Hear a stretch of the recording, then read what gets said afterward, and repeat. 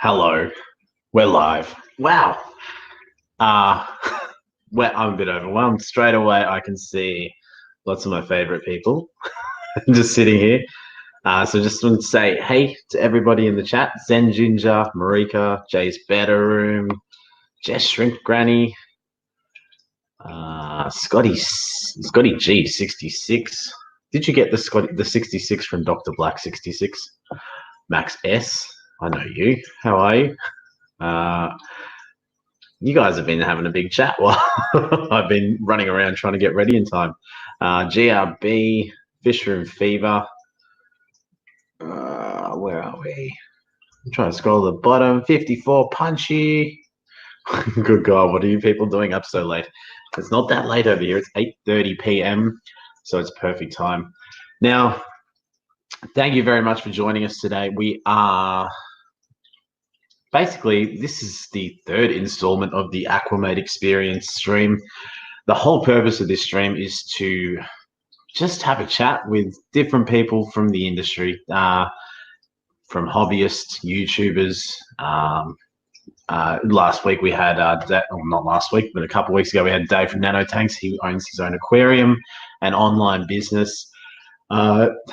Yes, full disclosure, sort of inspired by the Joe Rogan experience of just sitting down and chatting with people and learning their point of view and where they come from in the hobby. And yeah, hopefully get to sort of build on the network of people that we've already got. So without further ado, I will introduce you to Max Power. He's the man whose name you'd love to touch, but you mustn't touch. Max. I had to look up those lyrics then because I was like, that'd be such a cool intro. And then I'm like, I don't know the words. How are you? Is it the Homer Simpson one? Is that what it's from? That's the one when he changes his name to Max Power. He gets the idea from. That's it. So good. So how you doing? I'm good, yeah. Fish tanks are doing well. Work's good. That's good. This is one of the first times that most people will be able to actually see Max. I mean, you're around in the chats, you support a lot of channels, you do a lot of great work. You created an amazing video. Just one. Any of the, I know, but it's totally worth talking about. We'll talk about it a bit later, but if anyone, Punchy, I think you're maybe the only mod still in here. If you could post a link to Max's video at some stage, that would be awesome. But really, Max, you and I live in the same city, and you're probably I think you are the only YouTuber that I've actually met in person. So tell me a little bit about how you got started in the hobby and why you love fish keeping so much. It started probably when I was, I don't know, from a very young age. I've always been like interested in pets and that type of thing. We had chickens, we had tadpoles and goldfish. And then it got serious when I was gifted my first aquarium from my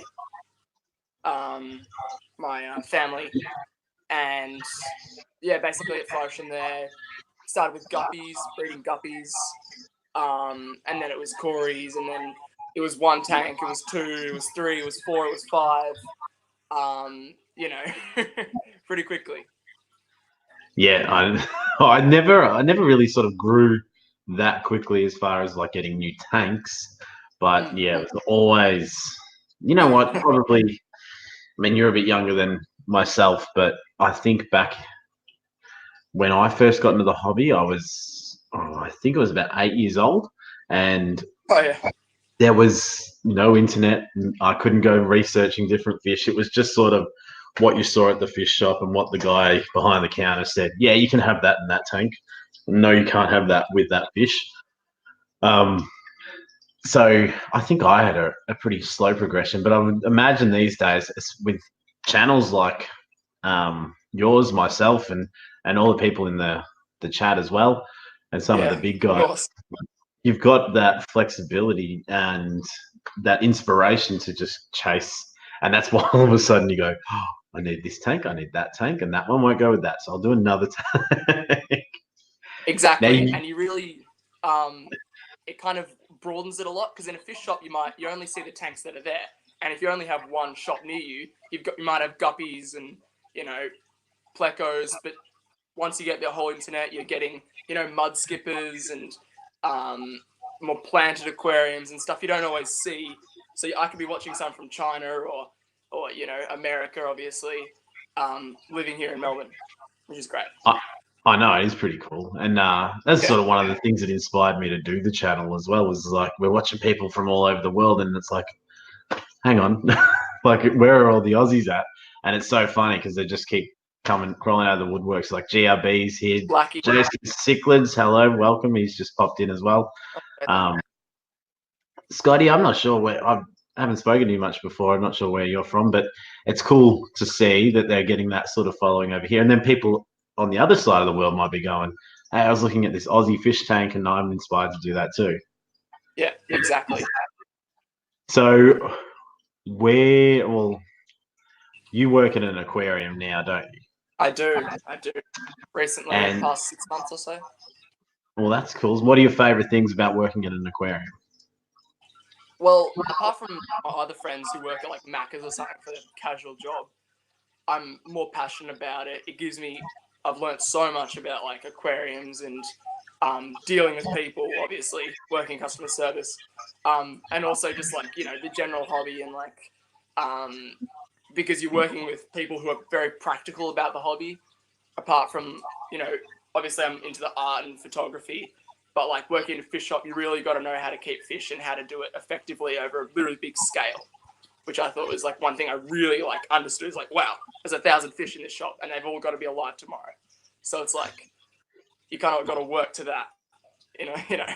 No, I like that. That's I think for anyone that's in the chat or watching the replay, if you haven't come across Max, he's a wealth of knowledge beyond his years and blows me away when when we have a chat. Like we've been on streams together before, and some of my favorite ones, just having a random chat with you, was with Aquascape 101 and HC Aqua. Yeah. And they're going through all the different fish that they're trying to look at, sort of buying online, and your knowledge. You're like, hey, I know that. I'm like, I've been keeping fish for 25 years. I don't know any of those things. Well, mostly I'm jealous of all the puffers and gobies and whatever else they can order from the wet spot, and I'm like, if only. But we are lucky that we have so many cool native fish in Australia, which is really, really cool. Yep. No, it's and then that's sort of another thing that the internet's taught me. Some of the native fish that we have, that how are yours going? You know what I'm talking about. Are my honey blue eyes? Yeah. Yeah. Well, I've only got one of them. I think one of them. I'm sorry, Pam, but one of them passed away. Like right when I got it, like it was a day or two afterwards. I'm not sure how. I'm not sure why. But the other one's going strong, fat, healthy. It's a female, so it's not super vibrant, but it still is a really great fish. So how do you know it's a female? They're larger, first of all, and they've also got like a bigger like belly or something. I'm not sure. I don't really know that much about. No, like it is a fish that's really hard. Like I've only got one left myself. I had the 4, and then I lost one after a week or so.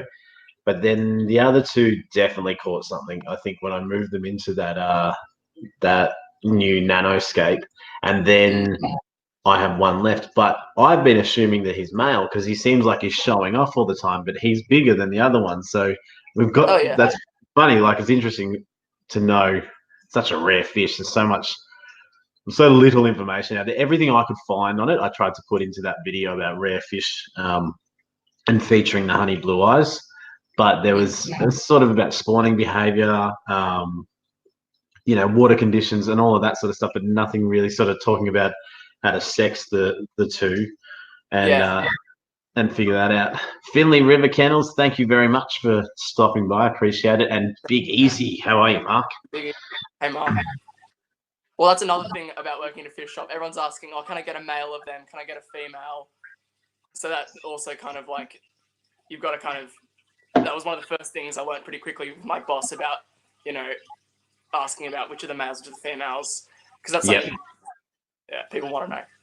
Well, so like, I mean, generally, well, see, for example, live bearers, females are always larger than males, and males are more. But it can get a bit trickier with egg layers as well. Like, I mean, I haven't had a lot of success breeding egg layers, but I have. I mean, sorry. You've got the cribs. Oh, well, yeah, that's true. I didn't think about that because you don't see the eggs; you just all of a sudden see the fry because they're such good parents.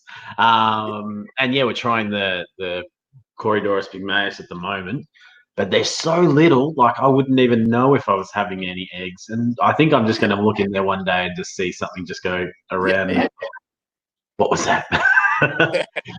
No, so that will be good. So. How do you know how the store ended up with the batch of honey blue eyes, considering they're so rare? Look, I think they're just, honestly, I'm not 100% sure. I think they're a seasonal fish where they kind of come on and off lists, like a lot of fish, like on the wholesale list. So if the wholesaler gets them in, obviously they're going to be there for however long, and that might be one of the only couple batches of those fish they get for the year. So it's all about, it wasn't like breed or anything special like that, but I'm not exactly sure. Yeah, well, it was pretty interesting because I think you recommended another aquarium that was nearby that may have them. So I actually went and put my name down, and then got that phone call from you going, "Guess what we've got?" Well, not a phone call, but the email or message or whatever.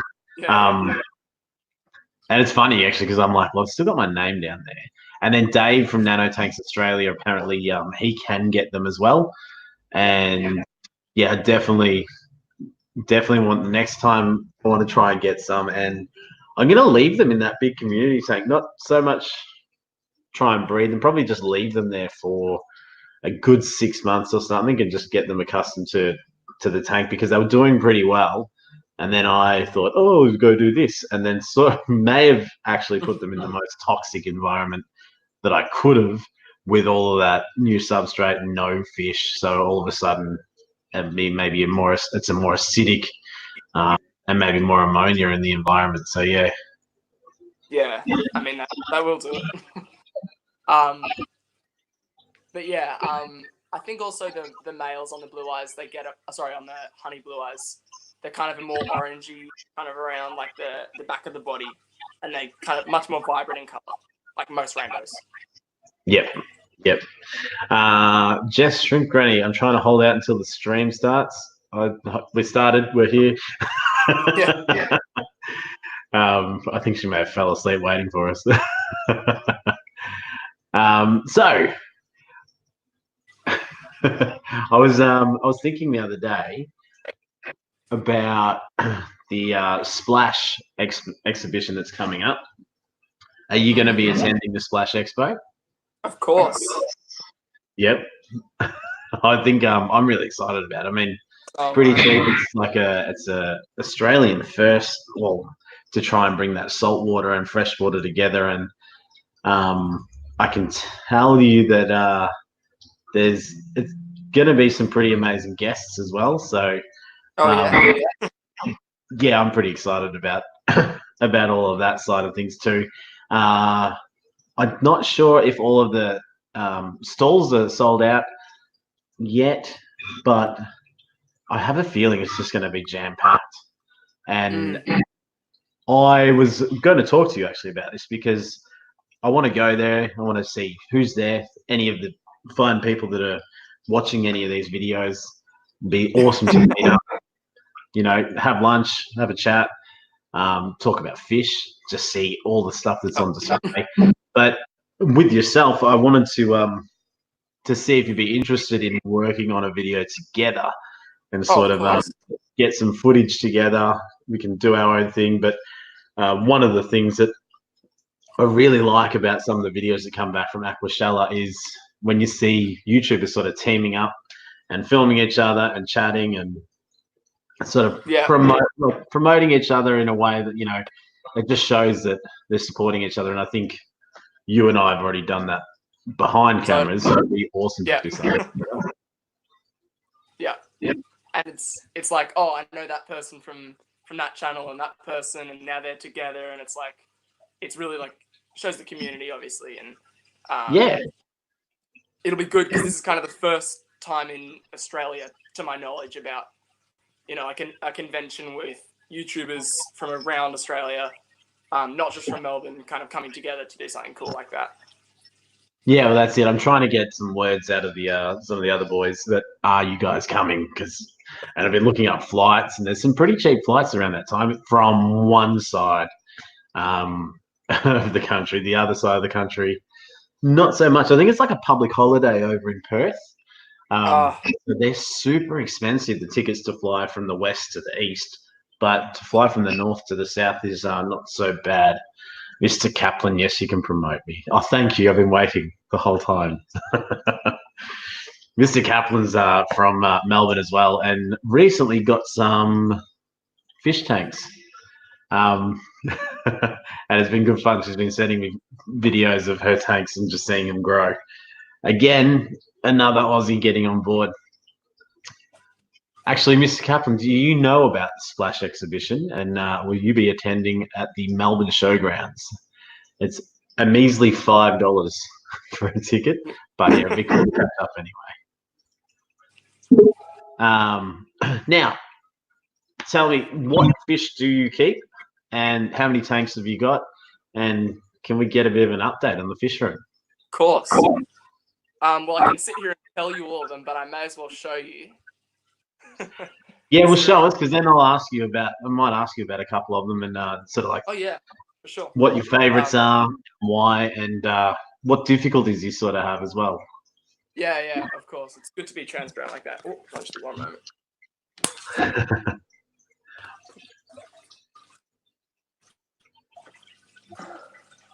So here is my mind the evaporation. I literally was just running around. I was running late trying to fill this tank up next to me because I'm like, oh god, that's gonna look bad. I'll actually present you actually. Well, this is a week and a half of evaporation here, which is obviously not the best, but it's due for a water change this week, once every 2 weeks on this one. Just because it's got some quite large opening holes. I was gonna say, so there's a lid on there, but it's still happening. Yeah. Good night, fish room fever. Thank you. I mean, with the rising weather, obviously, it's kind of gotten a bit worse recently with evaporation. Had some very hot days in Melbourne, going into summer, if you're not aware. Yeah, there's a few more coming, hey? Oh, yeah, for sure.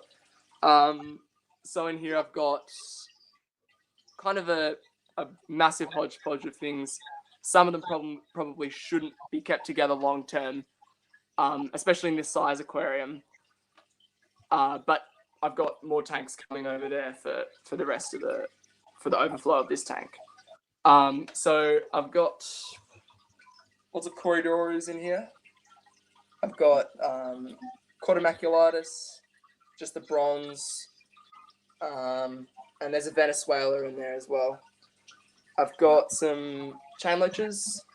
I love these guys. They're so much fun. They are cool. And see, I'm talking about people like all these scientific names. I'm like, you have a what?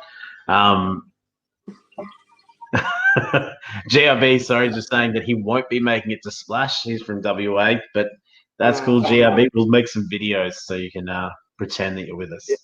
Yeah. And I've got a female betta in there, which I actually bought from the shop I work at. She's a good-looking female. A lot of them, yeah. Yeah, she is. Very fat as well. I feed, because I have to really overfeed this tank to get all the fish to eat. Because I've got a lot of, the corridors and all the loaches and stuff. And then I've got some... these are Maccullochi rainbows, but recently, I think only like a couple weeks ago, Maccullochi rainbows actually they changed the species name, and I can't remember it now.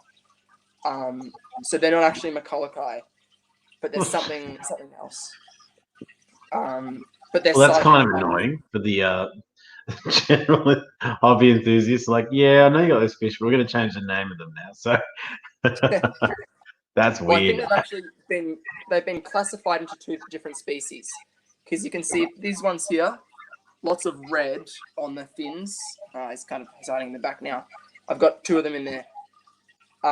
Lots of red in the fins, a bit larger, and they've got, see the red kind of in them. And then in this tank, I've got more Maccullochi rainbows, but they're younger. And you can see kind of there's a difference. There's more like Wow. yellow. Yeah, that shot right now is awesome. They look really Yeah. cool. How And big do so they get? they get only a little bit larger than this. Maccullochi are kind of a dwarf species. Not a dwarf species, but they're a smaller So what's that, melon. like 4 inches? No, probably. Bit smaller. Honestly, Okay. I'm not good with inches. Probably about 7 centimeters, or a bit more. Yeah, Probably. so about 3.5. Yeah. Yeah, about 3. But they've actually been classified into 2 different species. They used to be the same, but now they're 2 separate species. But I just can't remember the names of them. Just quickly, Gabe's Aquatics, how are you? Dr. Black is in the house, and the Zen Ninja is Googling, trying to figure out the legalities of getting honey blue eyes. Well, I can tell you, I think we'll have to ship over a wet sock to Pam with some. Well, that's what I'm saying. You can't send them live, but you may be able to send eggs on a mop with no issues. Never looked, but now I want some. So pretty. Yeah, they are very cool fish.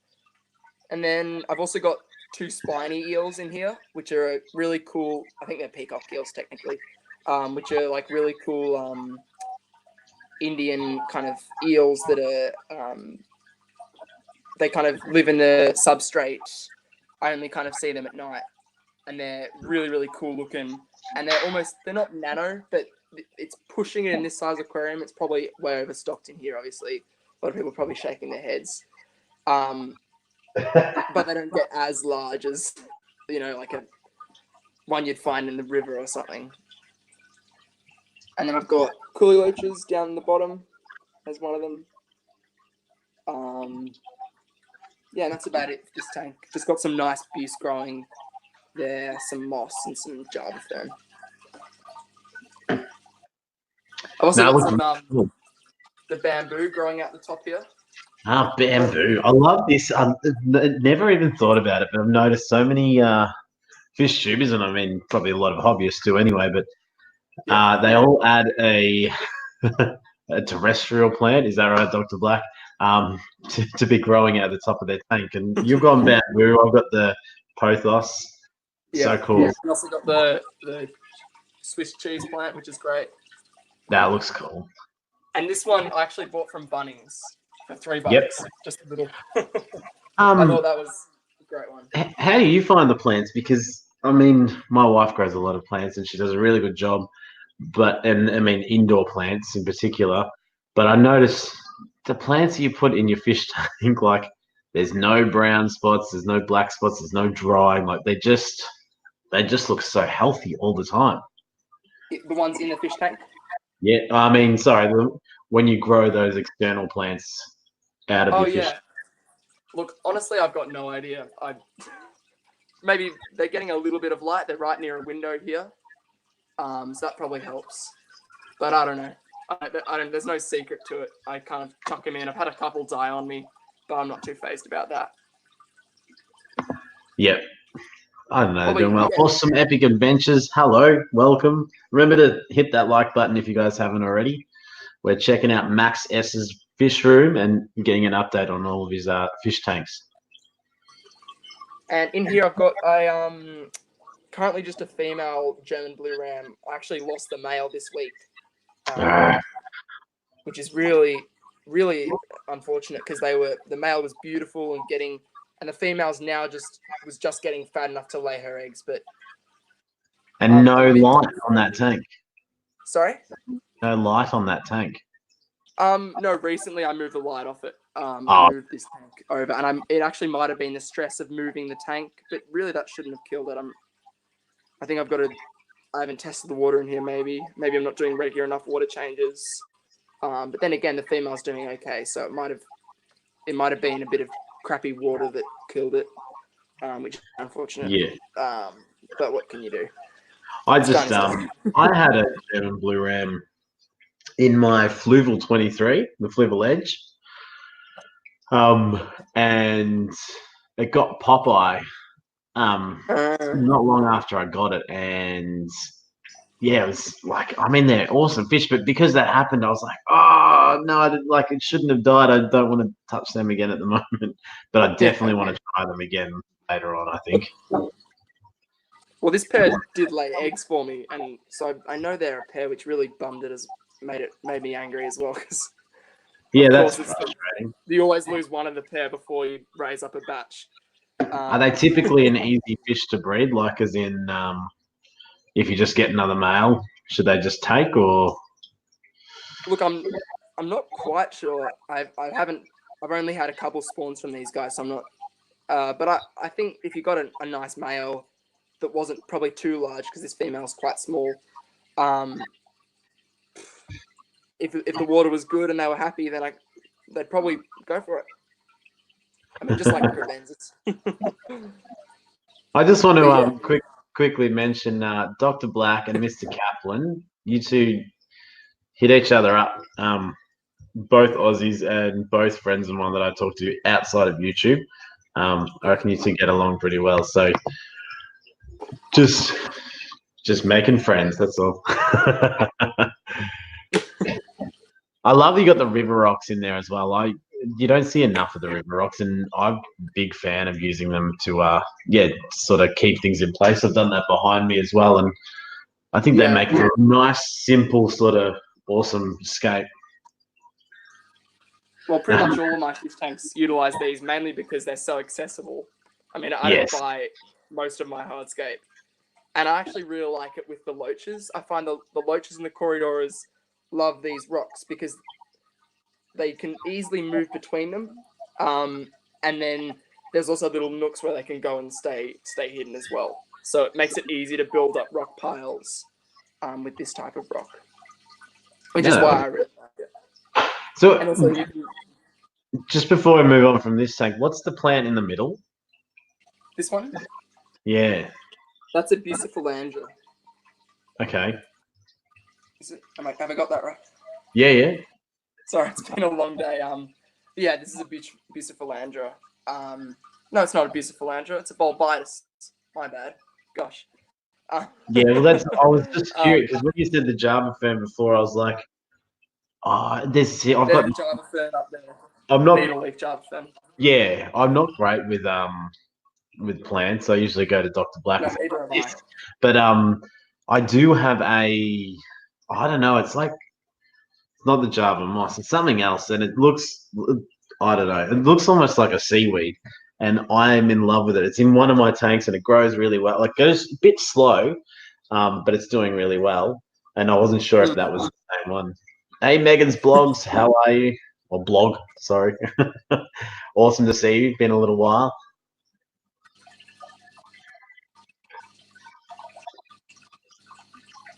All right. So what other tank? Where is this honey blue eye? Oh, there's no light on that tank at the moment, of course, but maybe I'll have to move on over. I'll get a spotlight on it. In here, I've got, this is my very small tank. Obviously, I'm going to move the rainbow fish once they get a bit larger in here. But I've got two young Maculakai rainbows, and I've seen they're definitely a pair of them. I've got the male on that side and the female there. And it goes. And I've also got probably about 5 or 6 Borneo sucker loaches. These little guys. These are probably one of my favorite fish. Really a lot of fun. And yeah, pretty simple tank here. I've just got a power head in the back, and then lots of plants that I don't even know their names. No, that's cool. And it pretty We've natural. got the Zen Ginger is asking sus Wazoo Tang, and Mr. Kaplan says she wants some sub Wazoo Tang. And no, everyone's saying it's hard to find. Subwastratang. Yeah, is it? I don't know. Yeah. Is it hard to find for us down here as well, or? It's not that hard. But it's like most mosses, they take a long time to grow, so a lot of the farms don't actually sell them. So most of those ones are grown by hobbyists or in the shops. So we grow it in the back in our quarantine room. Okay. And I think we have people that bring it into our shop as well. So we usually probably we don't have it in all the time either. But yeah. When are you gonna give me a tour of that store so that we can make a video? Sometime we'll I'll talk to my boss about it. See. You do it. Sure. Yeah. All right. So here's the next tank to be set up. It's another 70 litre. It's going to be a planted aquarium. And yeah, I'm just moving kind of overflow of fish in here. Kind of trying to declutter some of the tanks. Probably not many new fish to be bought to put in here. Yeah. Just because as the fish grow larger in the tanks, if some fish are breeding, etc., I'll have somewhere to, have a nice, just, assorted kind of fun planned tank. Yeah. So like with no goal of fish, just let's get the plants going and then figure it out. Yeah, well, the plan is to probably only have a couple of species. So blue eye, I'll show more in there, but that's kind of my quarantine tank for all my new fish. Yeah. But like cardinal tetras, Pseudomygil luminatus, and my pair of betta rubra going in here, and then probably the betta and maybe some of the chain loaches as well, to just declutter there. Yeah. Yeah. But I want to put a nice light on it, grow some of the plants in here that are floating, like the dwarf chain sword, I really like the copa, I really like lots of the Dwiggias, and try and more of a low tech style planted tank. Yeah. Yeah, well, that's awesome. That's like pretty much what I tried with that little 5 gallon. Yeah. Was just let's just focus on the plants, and I can't remember the name of the plant that I put at the back. It's not doing well, and I'm not putting any CO2 or anything like that. I'm just trying to grow the Bacopa Maniri, and I put some Amazon swords in there, and the swords are doing really well, and the Bacopa Maniri is doing really well. So it's sort of just a bit of a time game that eventually I think that tank will, in say another 6 months, will look really, really good, and to try and prove there is a way to do a low tech nanoscaped tank. But by the same token, because I'm not fully experienced with it, I would love to do one with CO2 and then notice the difference. And see what happens. Dr. S. Experimentus, hello. Been a long time. How are you? Good to see you. Yeah, and I mean that's the goal here as well, is to I've had pretty good success, moderate success, just growing plants floating in here with a pretty cheap light I got on eBay. Got the dwarf chainsaw just sending up runners up top, and that's what all the roots are. So if I get that in some soil, I'm hoping it'll do quite well. And then next tank over. Ooh, let me just quickly wipe the glass on this one.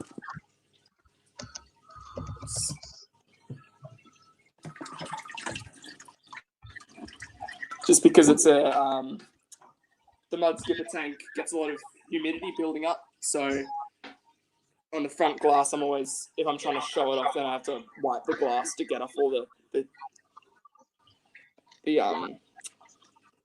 debris, or the water. Sorry. Yeah. Sorry. Pam, do you have a link to Max's channel? I'll just put a little ticket for people to check out your channel and that video that I want to talk about still before we Yeah, finish all of this up. course. Because I'm seriously, anyone that's here that hasn't seen Max before, check his channel out. He has this amazing video. He was talking about, oh, I might do a video soon. I might do this, I might do that. And we're all like, no, we encourage you to do your first video. Like, don't worry about it. And then all of a sudden he puts this video out and I'm like, wow, watch out, Whiskey. Just killed it. And seriously, if you haven't been to Australia before, that is the video to check out. Yeah, I mean, I really tried. Oh, there, he moved. I know. I was just like, I just talked over the money shot of the mud skipper. Well, this is my Australian native tank. Basically took inspiration from the trip and the video that I made, and the wood you see, all the wood in the tank, is wood I collected in Northern Territory. Oh wow! I didn't know that. Most of the rocks, the wood in the bottom, the coral, the shells. Obviously not the fake background or the plant or even the sand in the bottom. But basically, when I was up there, in Northern Territory, in Northern Australia, I caught mud skippers, and that really inspired me to set up a really natural, very replicating what I saw in the wild, which was. It looks so reminiscent of exactly what you were filming. Yeah, and what I did was I really noticed that a lot of people with mud skippers, they only have a little bits of areas out of the water, and what I saw was mud skippers a meter away from the water in moist sand, and so that's what I did here, and he really utilizes the sand in this tank. So how have you kept the sand up like that? You just stacked rocks to hold it up there? Yeah, I actually siliconed these rocks in place. Ah, okay. I was going to say, wouldn't they slide and stuff? No. So obviously mud skippers can be burrowers. So I made sure that he wasn't going to dig in there and then have all the rocks collapse on him and anything bad to happen like that. And it also just makes it a lot easier. Yeah, in that respect. I told you this kid's smarter than his years. He's wiser beyond his years. Well, I take what I see a lot from where I work and just the wild. So I wouldn't say I really know what I'm doing. I think I just I really enjoy kind of taking what I know and just replicating it using nature and more practical type stuff. And then down here in the water, I have this is a threadfin mangrove goby. You can see him just there. They're kind of a brackish water. They can live in full salt and full fresh water, as long as it's harder water. But I decided, they can definitely live in brackish, and that's where you'll probably get, barring where they've been collected from, whether it's salt water or fresh water, whether it's unknown, then putting it in brackish is a bit of a safe bet here for the mangrove goby, and he's done really, really well. You can't really see the colors very well in here, but he's really got some purple and some yellow on the dorsal fin there. And then I've also just got one little Pacific blue eye.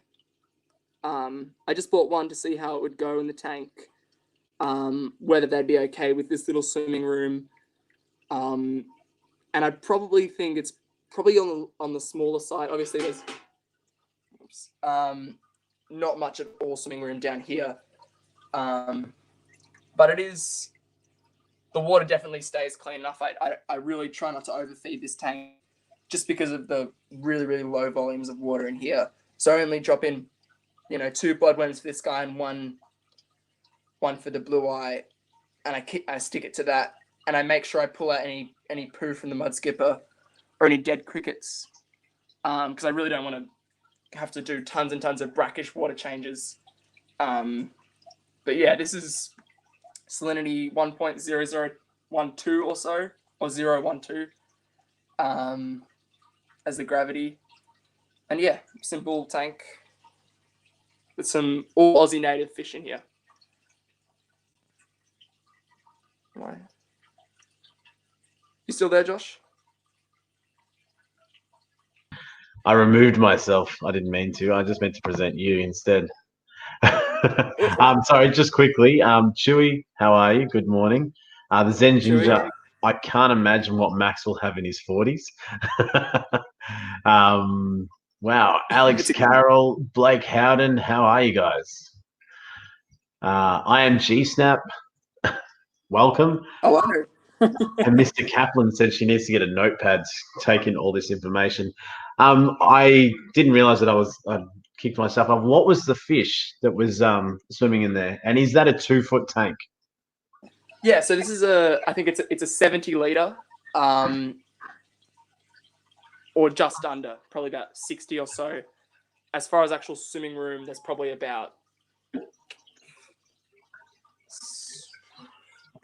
this is about a 20-gallon aquarium, plus the water that's in here, probably about 5 gallons? A bit under 5 gallons. Or probably less maybe than 5 less. gallons.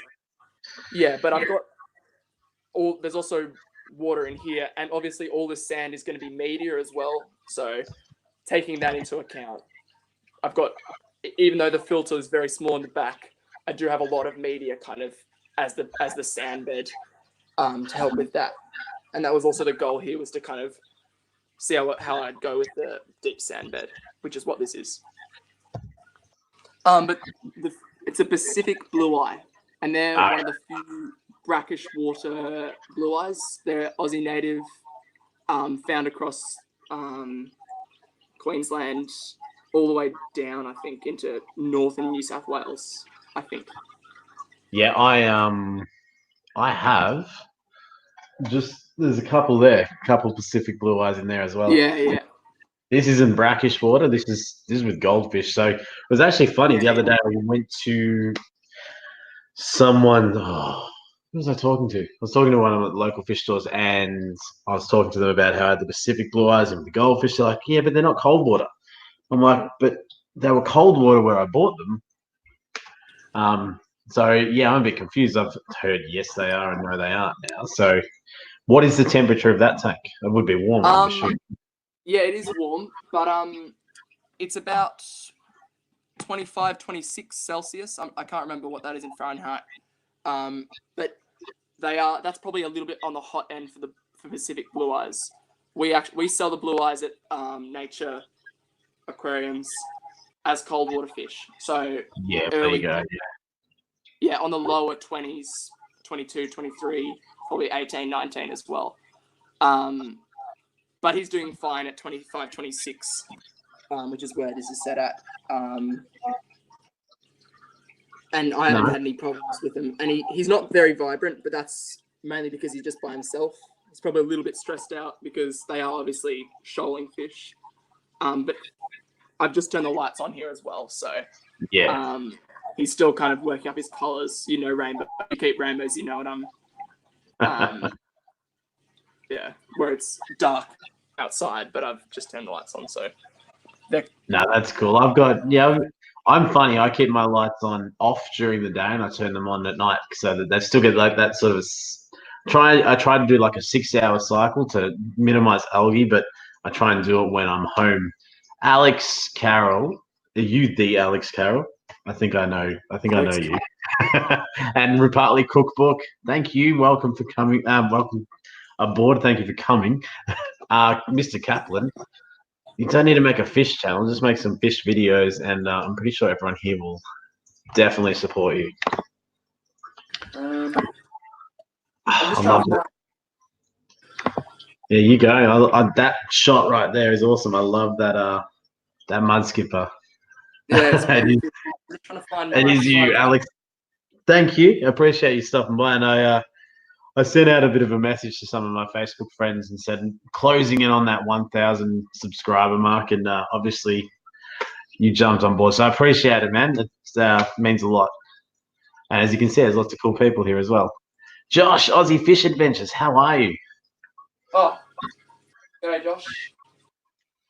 I'm just trying to find where I shove my phone so I can get a flashlight for the next tank, because it's my quarantine tank without a light. But of course now I can't find it.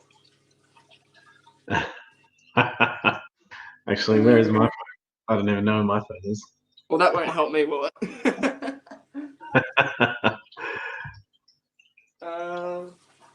Well, I mean, you're only about. No, that's cool. Well, I guess I'll show it without the light then to start. So in here, this is all kind of my new fish and fish that don't really fit anywhere else at the moment. It is well overstocked, and I'm completely aware of it. That's why once a week light feedings, and I've had no issues at all with the amount of fish that I'm keeping in here at the moment. Can you move any other fish lights towards it? We can wait a minute. I can talk. Yeah, cool. I'll say something stupid. I'm the mud skipper. There's 2 mud skippers, yeah? Sorry? There's 2 in there, yeah? No, there's just the one. Sorry. I might get more, but I kind of enjoy just having the one, just because I don't have to worry about any territorial behavior or like competing for food. So, what's the background? Is that a fake background on the yeah, I've right? got a fake rock background in there. Is that a fake plant? Yeah, just a fake plant, because it's brackish and the light's pretty just cheap. Yeah. I just did a fake plant. It just kind of fills it in the back of the tank. Well, that's another thing actually. Back on that nano, the low tech aquascape that you're going to try.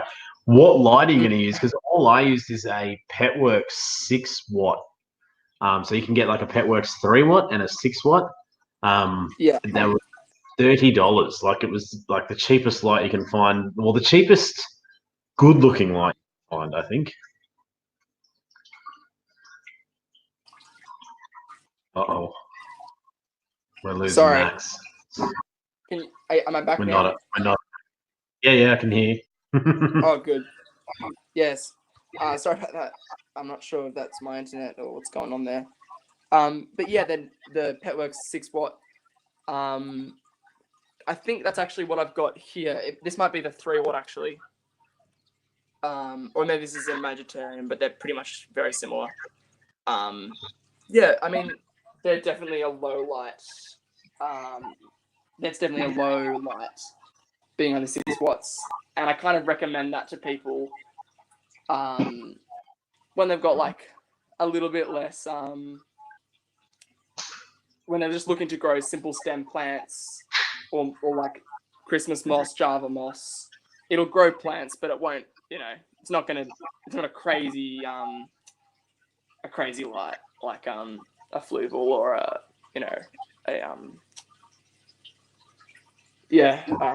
can't think of it. I'm trying to think of another brand too. Yeah. It's just escaped me. I haven't. But I'll probably be using the same light here, which is an Aqua plant glow. This is like a moderate light, a moderately bright plant light, and that's kind of it there.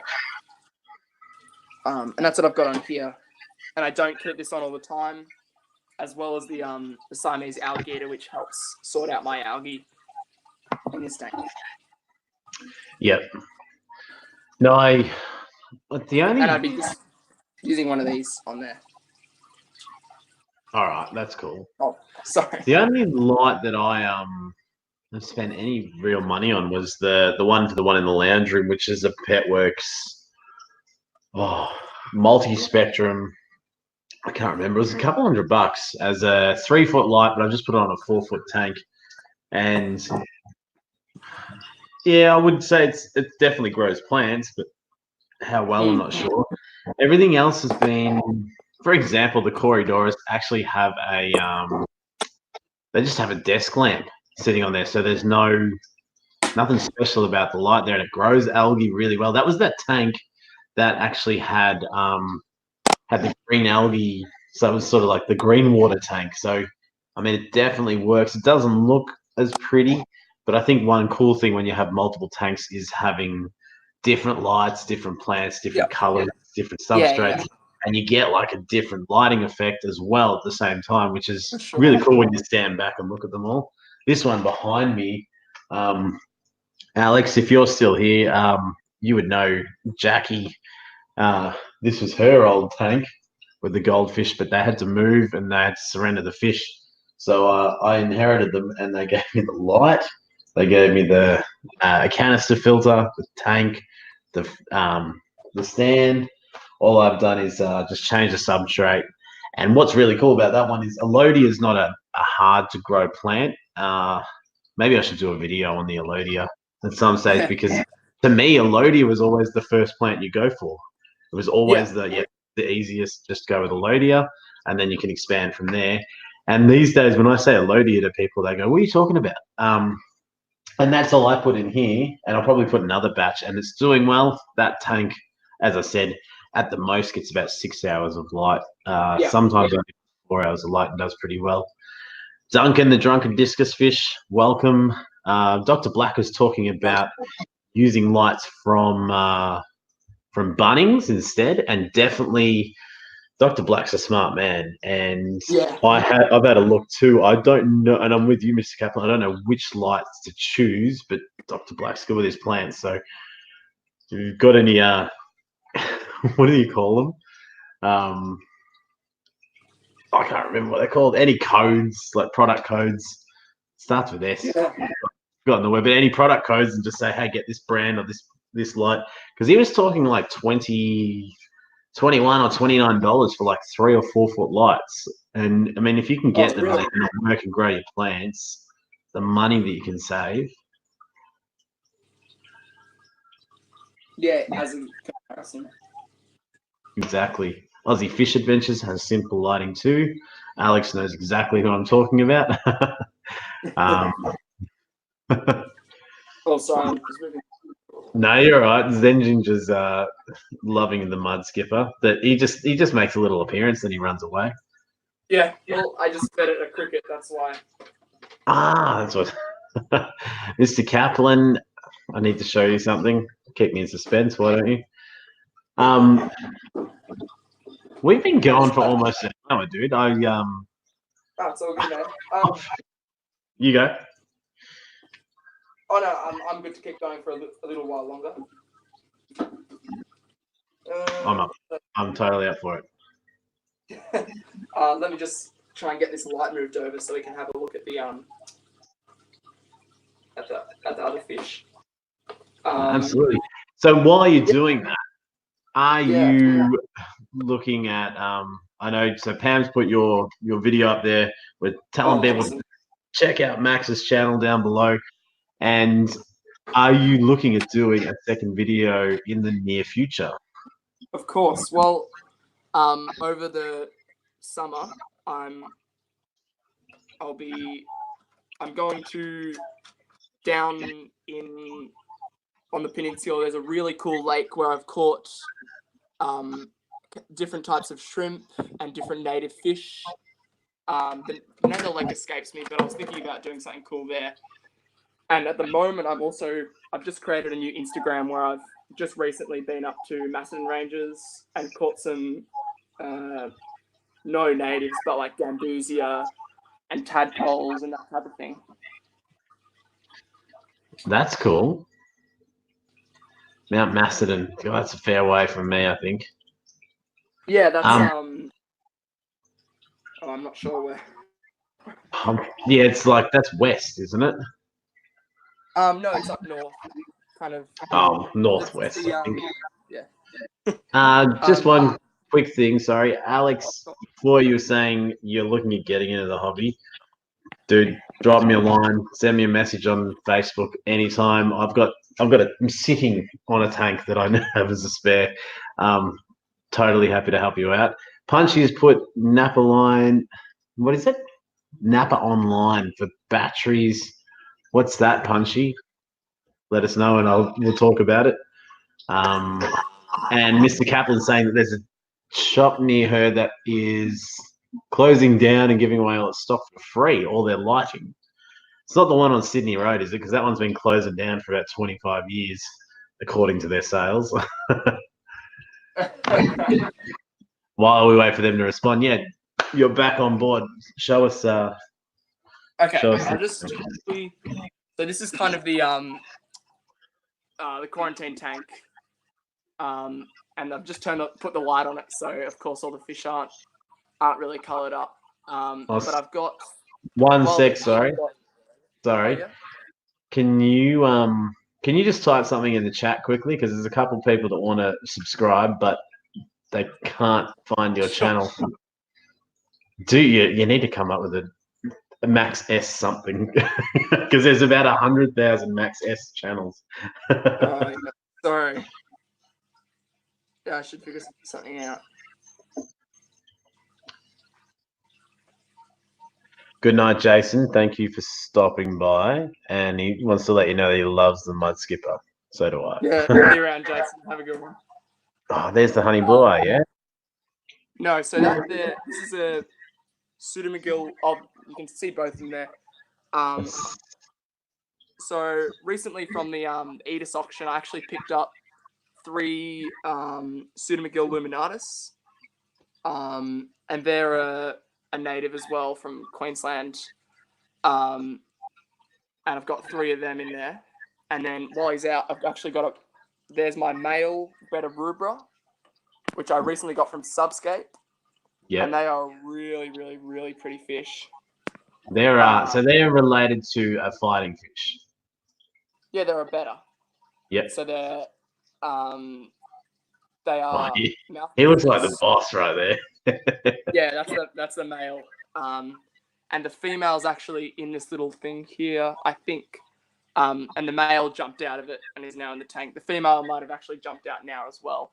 But I put them in there because I didn't want the pair of Betta Picta picking on them. I've got another pair of Bettas in here, which are Betta Picta, which are a larger ones, and I didn't want them getting picked on when I first added them. But both the male's doing fine out in the tank with them now. And I got them as well from the Edis auction. Which auction are you talking about? How long Edis ago? Auction. So that was it November or something when I saw you there? And that's basically the Eastern Districts Aquarium Society. So anyone from Melbourne. Oh, he's freezing up. The reason I was asking Max was because has there been any since I saw you at the auction? Oh no, sorry. I think I just cut out then. There hasn't actually. I don't think there's been any Edis auctions since then. No, there hasn't been. Sorry. And yeah, that's Eastern Districts Aquarium Society. It's a 5-hour day where people bring their fish, and make sure you turn up at the end, because at the start everyone's wallets are full. Everyone's trying to buy the best, trying to buy the first fish when everyone's there. But if you wait around, I picked up this breeding pair of Betta Picta, which I've already had the male holding eggs. I picked a pair of them up for $12, which I thought was pretty good for a breeding pair. And then I got the pseudomcgill luminatus for, I think, 18 for the 3 of them, which is really, really good. Yeah, so it must have been after I left. Yeah, because when Josh popped in, it was all the plecos that were coming. Yeah, it was like pleco mania. I'm like, yeah. Is that all they sell here, man? And you're like, no, it's just this. But they expected that auction to go for, and just so you guys will put this into perspective as well, like when you think how many people would be at an auction for, selling fish, once every couple of months, you'd sort of anticipate, maybe about 20 dudes, 20 people all get together and they'll sell, maybe 4 or 5 bags of fish each. This was allowed. It was allowed like 3 hours, wasn't it? And it went for it was 9 or something. Yeah. And there was about 150 people in the room. Like, it was not, and it was I was pretty impressed because I got there and there was a bar. They're serving beer and dim sims and chips and all this stuff. You're like, oh man, I could hang out. Jess Shrimp Granny. She messaged me earlier on asking if we were starting. I reckon that a laptop froze or something. But welcome back, Jess.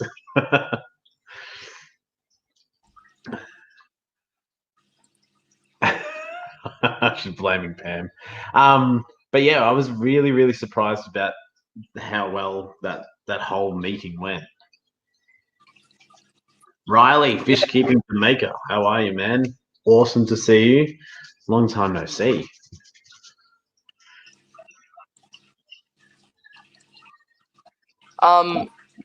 Yeah, and in this tank I've also got cardinals. Got 5 of them in here. I've never had a cardinal tetra. Oh, they're fantastic. I find them actually a very, very hardy fish. Once you get them established. I've had neons, but not cardinals. I mean, they're pretty similar in nature. I find the cardinals in my experience to be a little bit more hardy even, but that's just what I've had. And they're just a little bit larger and they're prettier in my opinion as well. Just a second. Dr. Black or Pam, or I could ask Max because you're a moderator too. Could one of you put in Max's channel as a link? I think Zen Ginger can't find it, and Blackie's put it up already. Oh, cool. Thank you. I was just trying to keep up with everything. No. Riley's up at 5 a.m. watching 2 Aussies talk about fish. Good work, Riley. Cheers, Riley. I'm thinking about, so what I'm going to want to do is redo the 4-foot inside, the one with the rummy nose, and just get a whole bunch more rummy nose. But maybe I should get much more rummy nose and better school of cardinals to have the two. They're 2 of the best known schooling fish in the hobby, to my knowledge. And that would be a planted tank with cardinals and rummy nose would. I don't know. I think it would beat any. In my personal opinion, I think something like that would be so pretty compared to a larger fish or just a couple larger fish. Yeah. Thank you, Pam. Appreciate it. Sorry I missed it. I just wanted to look out for Zen Ginger and make sure that Max's channel is available to anyone that wanted to get to it. Yeah, thanks for that. These guys are awesome. These bedders. Yeah. They're not the prettiest fish, but they're very fun to watch, the bedders, especially the pair of them. Because they kind of interact they're very close. Are paradise fish related to these guys, or are paradise fish more closely related to gouramis? Well, they're all bedders, gouramis, paradise fish. They're all labyrinth fish. Is that right? Yeah. Anabantoids. I think we've actually got the male displaying there to the female. They might even be spawning. Gosh, look at that. You saw it here first. Yeah, look at that. Yeah, the male's definitely displaying. Oh, that's really cool. That's very cool. What happens after 9:35 in Australia? Yeah, look at that. Yeah. Yeah, we might actually witness something pretty cool here. I'll leave it on him. What was I going to say? I've lost my train of thought. I know it's boring. I'd rather look at me, so don't worry about it. No, go back to those. You can see he's getting some colours out there, and yeah, wow, he's not running away either. The female's certainly fat with eggs as well, which is cool. Do they need Do they need to build like a bubble nest or anything like that though? No. So the bubble nest, which is like a Splendens or a I can't remember now.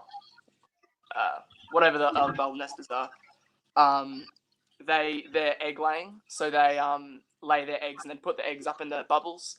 But the mouth brooders, they come from more fast flowing water or flowing water in general. So that means if they had a bubble nest, it would just get blown away. So that's why they're mouth brooders instead.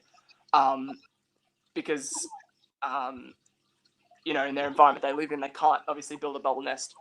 But like the Splendens live in much more stagnant pools. If anyone's seen like Frank's bedders or something, where they're like scooping out the bedders of their little patios, or what do you call them? Whatever, like rice paddies or whatever. Yeah. It's all just like absolutely still water. That's a really cool mix of fish. Like it's so like I've never seen a tank with that combo. Blake Howden, nothing wrong with the big guys. Totally agree. I'm just I don't know. I just tend to be a little bit more into sort of the nano fish, and I like the idea of lots of nano fish in a big tank as opposed to a big fish in a big tank. Alex, thank you heaps for stopping by and jumping on board. I really appreciate it. And Sir Prawnalot, welcome. He's awake. Must have just got out of bed. He's always just getting out of bed, that guy. Oh, now we've lost him. Oh, hang on. No. What's happening right in front of the video? Yep. There he is. Look at him. He's just like, why are you watching me? I'm trying. Do you know what I'm trying to do? That's a cool shot there. But yeah, I can't remember what I was talking about. But these guys, the eggs most likely won't survive.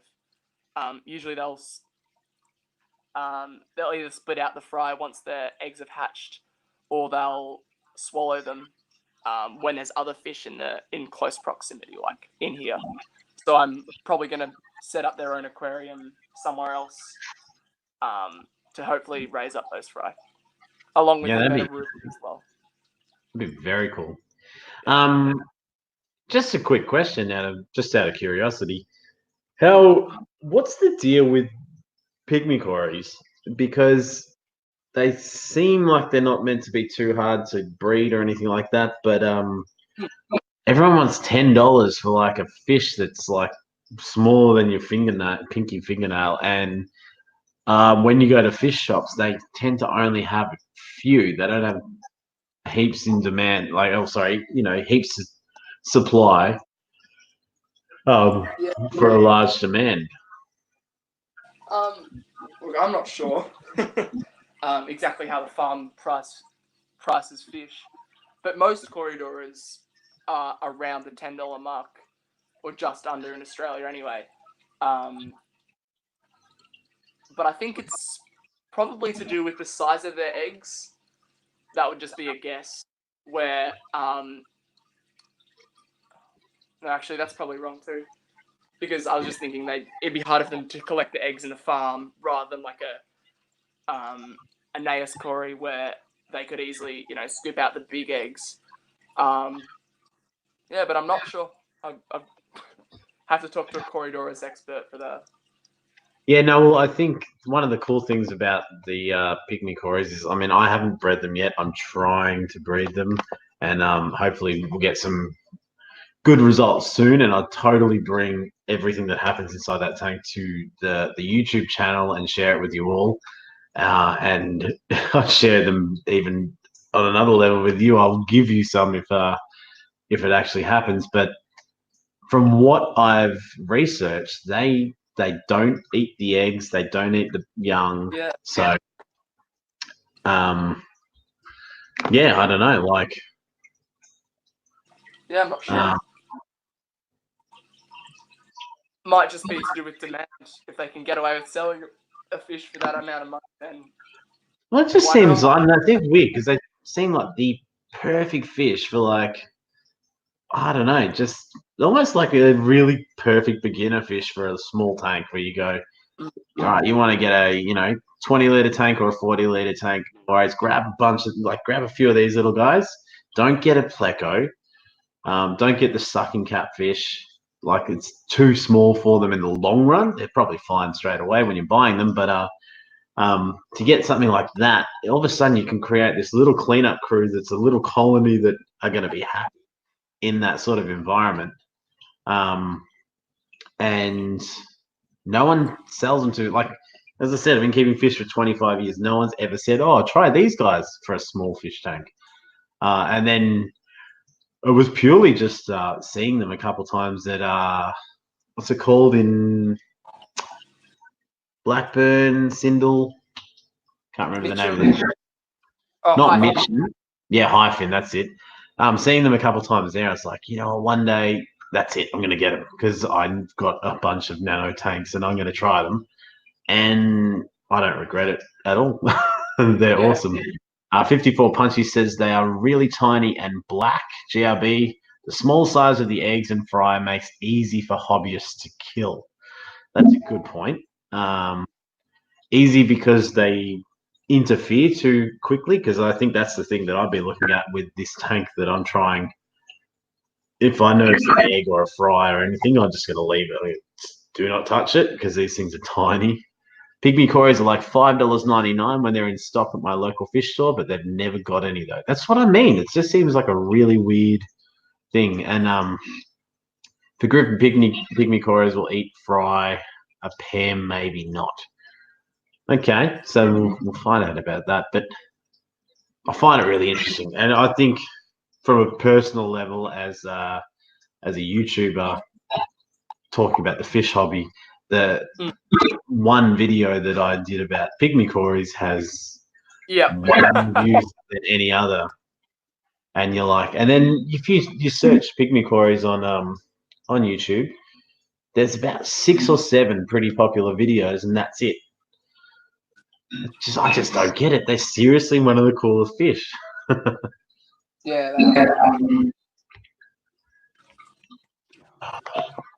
Sorry, I've got like lots of things bouncing around over here. I need to close that. Chewy's emailing me. Thank you, Chewy. Where's the ginger from again? America. Oh, she's American. She has a very, very cool logo, and she's got another channel called Jen Zinger. Oh, really? She'll let us know in a second where she's from. They don't lay eggs on the glass. They place the eggs in plants under the leaves. That's right. And the fry is super tiny and hard to spot. That's why, Pam, I put the Vallisneria in that tank and came up with that idea for that underwater garden bed, because I'm like, this isn't going to grow in the sand. I've got to come up with something a bit different and try and make the tank look a bit more different, sort of something that's functional yet has a bit of feng shui. Yeah. So don't gravel vac. That's a good point as well. I'm probably guilty of not gravel vacking enough. So fair enough. But I've also heard of them being. I remember Corey from Aquarium Co-op saying some people use like filter media for their eggs and for the fry, and using just that in the aquarium because it allows the little ones to get away from the group very easily. Oh, okay. So as in, like, it gives them nooks and crannies to just go get out. Or at least just rocks. Well, that's honestly what I put in that under gravel garden bed. Is actually it's a gravel. It's not like an aqua, or like a fluvial stratum or anything like that. But it's in such a fertile tank with the endlers where everything just seems to grow that I was like, I'm just going to use this, and hopefully that gives them plenty of place just to hide. And then the Vallisnerias there's so many leaves that are coming straight out of the substrate that hopefully that helps them too. Yeah. I guess in the substrate as well. But maybe. Well, interesting. The Jen Zinger is Zen Ginger's husband. Oh, is it? I didn't know that. I thought that was you just mucking around the other day, Zen Ginger. Well, is there anything else that you want to share? Because it's been awesome having you on episode 3 of the Acclimate Experience and catching up with all these awesome people. It still blows my mind that we can do a late night stream in Australia and still have the amount of people. And what do we end up at? Like 26 likes. If you haven't liked it already, go for it. But I mean, a year ago, I felt like when we were doing streams and stuff that we weren't reaching that many people. And Jess, I feel like you're just falling asleep in front of the computer, Jess, and then just waking up to just have a go at Pam and then just going back to sleep. Well, Dr. Black wants you to show us favorite fish before we wrap it up. Well, one of my favorite fish, well, probably my favorite fish would be mud skipper, probably one of them, and then maybe probably the mangrove goby, just because they're so like cool and like cute. I love that goby. Hey, yeah, I'm gonna need you to talk for 2 seconds. I'll be back in 1 sec. Yeah. And I guess another reason, that I really just love this aquarium and all the fish in it is just the kind of the. I quite like the whole setup of it with have tried to go as natural as I can, and then have kind of have some cool fish down here, and then also have the mud skipper come out as well, of the actual tank. But I also do really love the loaches, the Borneo suckers. Of course, they're all hidden away right now in the rocks. There should be one out somewhere. Let's have a look.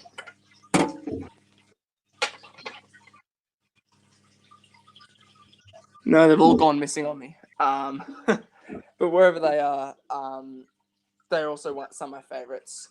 And the peacock eel, you can actually see its tail peeking out just there. There he is, just wedged in there. And they're eating bloodworms. And when I first got them, I had some trouble. I could only feed them live blackworms. But now that I've kind of kept trying to feed them bloodworms, they're now starting to eat them. And also they're going for the Sarah Onip, which are one of my favorite favorite ones for kind of all this tank in general, just because it breaks down so quickly and it's in such small powder form that all the fish get a nibble, and it kind of shoots around the entire tank as it breaks down, and the coolie loaches get a nibble. The chain loaches are able to come up, and the less dominant corridors, like the smaller ones, can still get a feed kind of in amongst the rocks, which is like obviously one of the most important things when having such like a so many like corridors and that type of thing, is getting the food, especially to loaches, which are very high metabolism, because they need like a lot of food to. As you can see, that one hasn't been fed properly for a day. Is already looking very, very skinny, just because they're very I don't know, they need to eat a lot of food. And it's also why a lot of shops have you got to feed them a lot, like where I work, especially the coolie roaches. I see a lot of skinny looking coolie roaches in the shop, because they're just not getting enough like nutrients to recover from not being fed for a couple of days while they're in transit or while they're in the wholesaler or whatever. Thanks. I'm just laughing at Jess and Pam arguing. Dr. Black said, "Did that Melbourne blackworm joint get stocked back yet?" I don't have the name yet. You know the dried blackworms, Australian blackworms? Oh yeah. From Beechworth, I think. Oh really? Is that which one? Yeah. Yeah, I know of them. Oh, Jess, just so you know, I did send Rob from Flip Aquatics another message and just said, "Hey, we'll catch up next year." So we'll see if he responds. Guppy Frenzy, hello. I found Guppy Frenzy this morning at 6 a.m. here, and I'm just getting up and seeing you are on here. Awesome. Welcome anytime, and just check out the chat. There's plenty of channels just like yours, Guppy Frenzy. Check out Max's channel, and and all the others. It's an awesome group of people to get involved with and just have a chat every now and then, and support their channels. And they're really good at supporting fellow fish tubers. I'm going to send her a photo of me mooning, but I can't figure out how to reach the button on the camera. Wow. Punchy. Maybe Punchy, just set it up and just do a quick video. You could do a TikTok. Oh, too funny. So, all right, we were going to talk about how, I mean, we touched on it before, but we're going to do a video together at Splash, and hopefully we can do another video before then. I wanted to talk to Max about doing a video of a bit of a tour of the Melbourne Aquarium. I've never been. You've been, haven't you? Oh yeah. I think it'd be good fun to do one. So we're both trying to get some footage together, send it over. I'll edit it all together, but be cool to get your input on some of the fish that you know about, the fish that I know about, and it'd be a really cool collab. And the Melbourne Aquarium is quite good because it's got a pretty good freshwater section as far as like fish and stuff.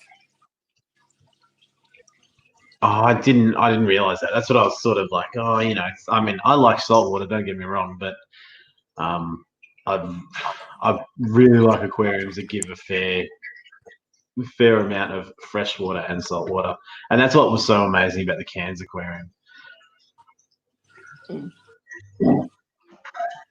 I feel like this chat's going a little bit crazy at the moment. Riley, have a great day at work. Thank you very much for stopping by. It's really cool to see you again. Dr. Black, remember what he's talking about? I think I know what he's talking about. Zen Ginger, Jess Shrimp Granny, and Pam are just winding each other up. All right. You still there? Yep, sorry. Yeah. That's cool. I was just trying to figure out if they're actually breeding or not, the betters. But anyway, yeah. You know, you should do. You should totally just put a camera on them for a little after this stream, just for like half an hour or something. See if you can catch something really cool for a new video. Yeah, well, I mean, or at least just get a little shot with my camera at least to see how that would look. Yeah, well, I don't know if you can catch that on. Like I was hoping that would happen during the stream. Josh is saying the Melbourne Aquarium only has about 8 tanks, about 2 foot long, that are freshwater together. That's about it. Well, I mean, I've seen they have some like mud skippers. They have rainbow fish. They have, They now have a bunch of like freshwater selection and tiny, probably 5 gallons or so, and that is kind of what I was talking about. Yep. With some natives. That's cool. Well, Sarah Farmer wants to know the size of the tank that we're looking at. Sorry? Sarah Farmer wants to know the size of the tank with the raunchy betters. Just pretty small. This is just a holding tank. That's a 20 litre? Probably about. It looks exactly like the one I'm looking at right now with the pygmy cories. Yeah, probably a 20 litre.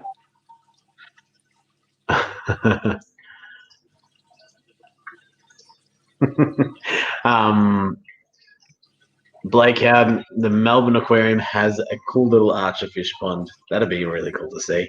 Blake, special mention. Awesome to see you. I haven't seen you on the channel before. Appreciate you joining up with us, and you're welcome anytime.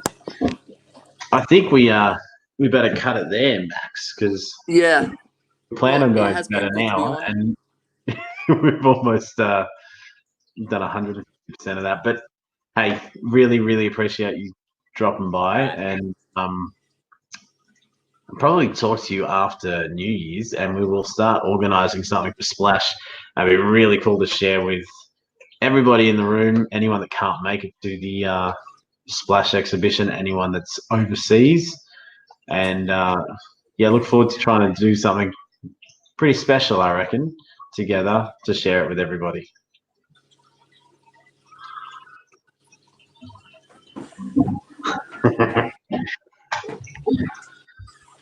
He's gone. Bye, Max. Thank you, everybody, for watching. Really appreciate you watching Aquamate Experience episode. Sorry. No, you're right. You just disappeared. This whole series, just so you all know, is sort of a fly by the seat of your pants. It's when a guest is available and comes up that we can have a chat with, and we can slot in during the middle of the week, Australian nighttime. Stays away from all the, ruckus of streaming on Saturdays and Sundays on the weekend. But it's just a cool video that I think lets us get to know a fellow fish tuber in this instance, someone else in the industry, someone like Parker's Reef organising an exhibition. There is two international guests that we're speaking to at the moment. So far it's only been Australians, but we'll branch out, and yeah, one day I'd love to have most of the people in this chat anyway. Just to have a random chat about why you like the hobby, where you see it going, what your favorite fish are, what your favorite tanks are, and just put yourself out there in front of everybody. But until then, Max, thank you very much. And there they are about to lock. Look at this, and there they go. They're locking. They're locking. Oh, ha, ha, ha. And there's the spawn. Well, you've witnessed it here first. Look at that. Was that my dulcet tones making them do it, or was it? Yeah, maybe I'll turn the camera off or something. Do you want me to keep talking? Because they seem to like that. Now I can't stop it because now we're going to see what happens. Well, it could go on for a fair while. I mean, we'll see if we can get it one more time. Yeah, if we can. Wow. I'll stay quiet over here and try not to move too much.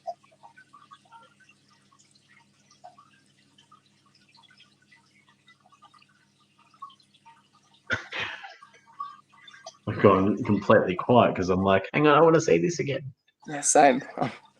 I'm nervous now. Oh no. Now the female's going to go away, is she? Oh, I think I've scared them awesome. A bit. You shouldn't have been screaming at the tank. No, here they go. Here they go. Getting closer.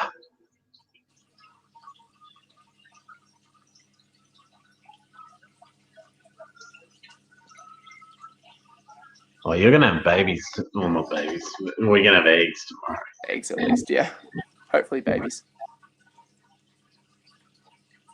Oh, my phone's about to die. Maybe that's it then. Maybe they're done for the night. Oh, that's cool. Well, hey, we can watch it on the replay. Well, at least we got that then. If we got anything on this, then we got the better spawning.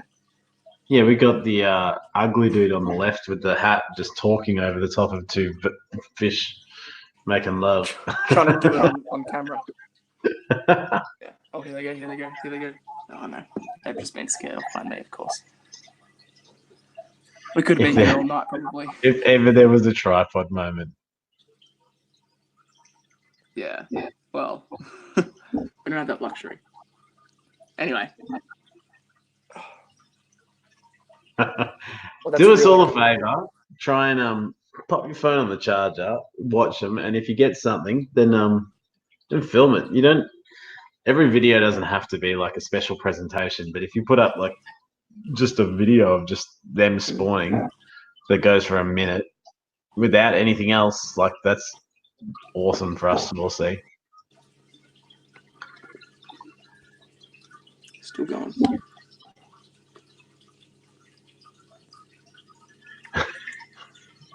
enthralled by the better's behaviour.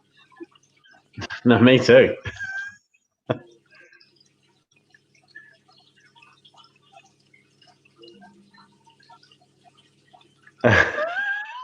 Blacky's wondering if your mum's annoyed about the Tupperware being trashed.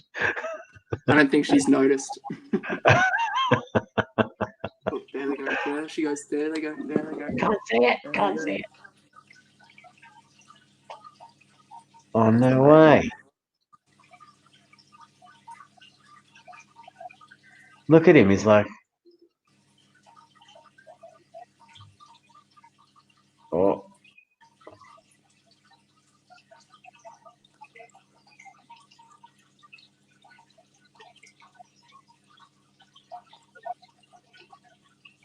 This is crazy.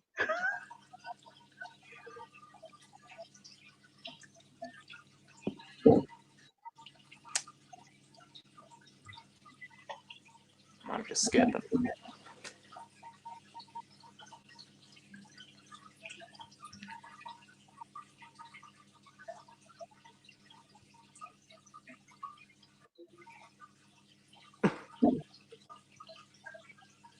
All right.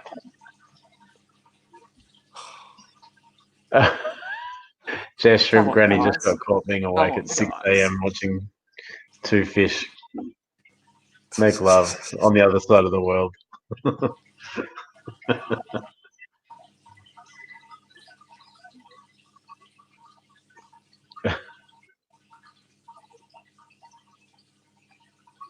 And I gave it away to a deserving person. Jess, always love you being around. We're going to stay here and see if two fish consummate their vows. See you around. All right. Come on, guys. Surely. We've set up the camera and everything. I know. Stage fright, maybe. Yeah. Well, maybe. Maybe I'll set the camera down just here and have a look. Can you see them? What if you lean? It's your phone, isn't it? No, this is my iPad. So I've been saying phone and an iPad. Ah, okay. That makes it a bit harder there. Yeah, exactly. Oh, Oh, they're upside down. Yep. We'll take anything at this moment, don't worry.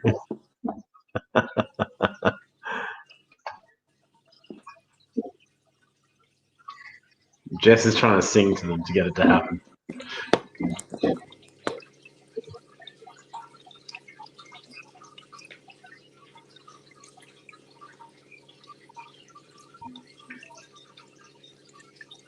So that's the female at the top, yeah? Yeah.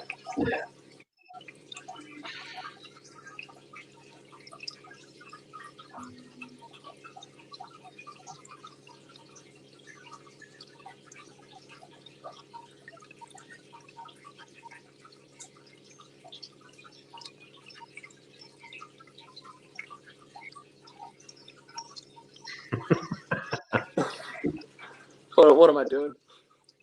Well, he certainly looks pretty now, doesn't he? All right. We might just have to end it there if it's going to be this long. I know, well, that's why I was trying to do this, and I'd be like, if I just start talking and you can't see it as well, it'll surely happen, because then I would have stuffed it up.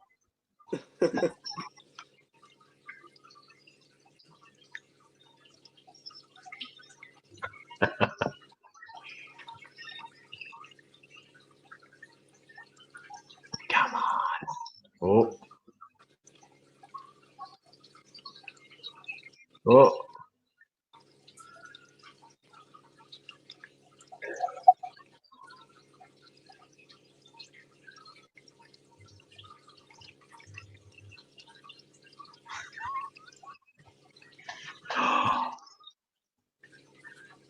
Here we go. Oh.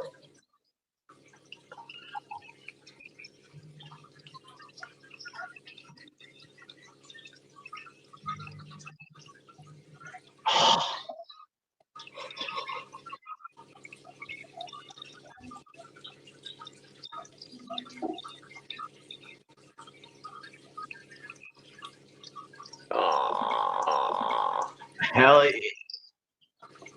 Awesome.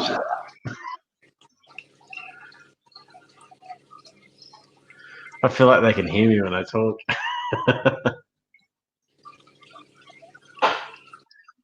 Oh, wow. That's awesome. That's so cool. Wow. Well, look at that. So when they do that, like, she's not laying the eggs yet, is she? Hey, Steph, welcome to Fishborn.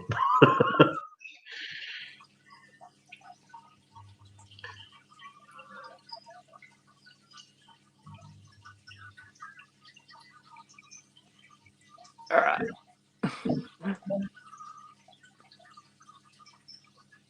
Sorry, I'm shaking.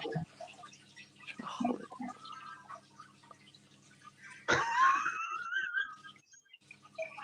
Lucky lull. Well,